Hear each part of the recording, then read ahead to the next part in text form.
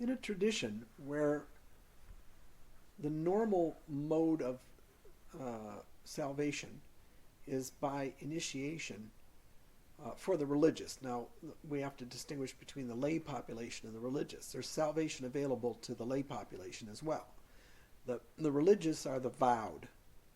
And the vowed in the master-disciple relationship uh,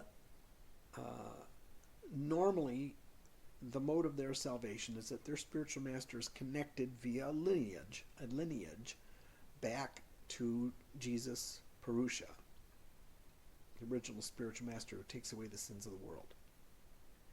So when the master accepts the disciple, what they are doing is they're taking the sins of the disciple. They're saying, okay, I'm going to take your sins. And from this moment on, you're cleaned. You're free. And actually, it's a manumission right, which is a redemption from chattel slavery, which sometime we'll get into that, which is extremely profound and deep, and nobody thinks about it. So the disciple is freed and may literally be freed from a sentence of death, from prison, from chattel slavery, being owned by somebody else. In the manumission rite, the master takes the disciple and frees them, may actually pay to buy their redemption. Anyway, the disciple, for the disciple's part, has to vow to keep their side of the contract, to obey the spiritual master and basically go and sin no more. No more, in Prabhupada's case, no meat eating, illicit sex, intoxication, or gambling. So whatever the rules are that the master has given, the disciple has to accept those rules. If the disciple breaks those rules, the spiritual master has no obligation to save them. Now, the bodhisattva, or the other vow, the other extrajudicial, or whatever we could call it, modus of salvation, is these, I was mentioning, like the victim souls in Catholicism, who offer up their penances and austerities and their prayers on behalf of others who may or may not be designated. A mother may say, offer to God and say, Lord, my son's going to hell and, become a drug addict or something, let me offer up these austerities. I'll say 50 rosaries a day for my, I'll walk to the cathedral on my knees, whatever.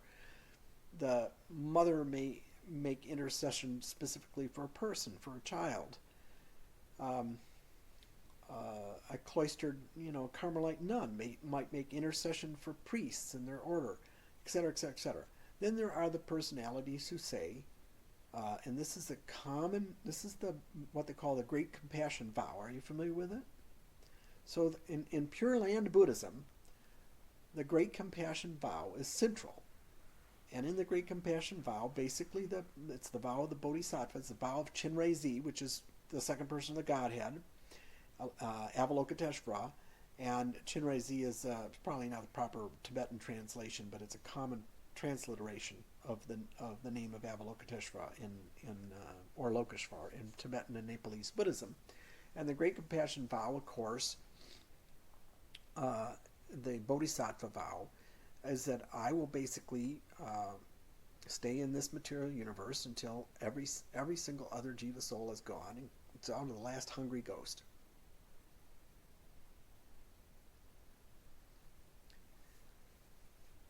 And it's unconditional vow. So if you've made an unconditional vow like that to save all beings, to intercede to go to hell basically, or stay in the universe for all beings, you can't then require obedience from anybody.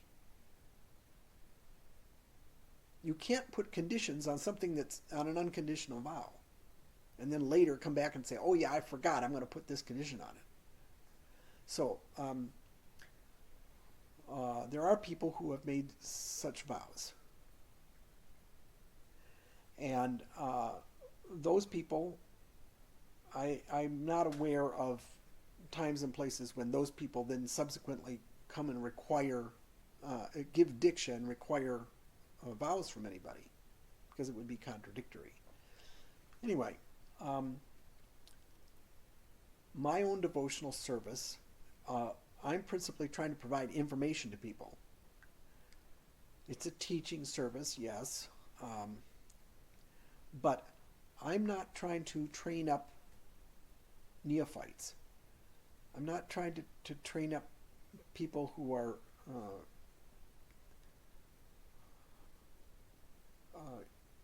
young, immature. I'm trying to give the information that I'm trying to give people is not information that somebody needs when they're trying to learn how to become celibate or control themselves. They're trying to learn how to stop eating meat, or they're trying to. There's so many different things. There's so many things we need to learn, and those are very, very important things.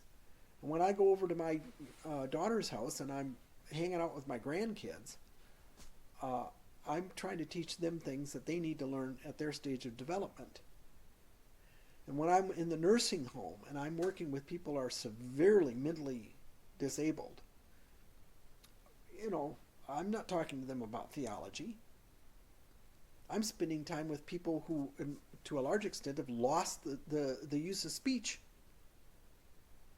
I've spent years working with Alzheimer's patients and people with different kinds of senile dementia who could not communicate anymore. What's the good of telling them theology? So my ministry here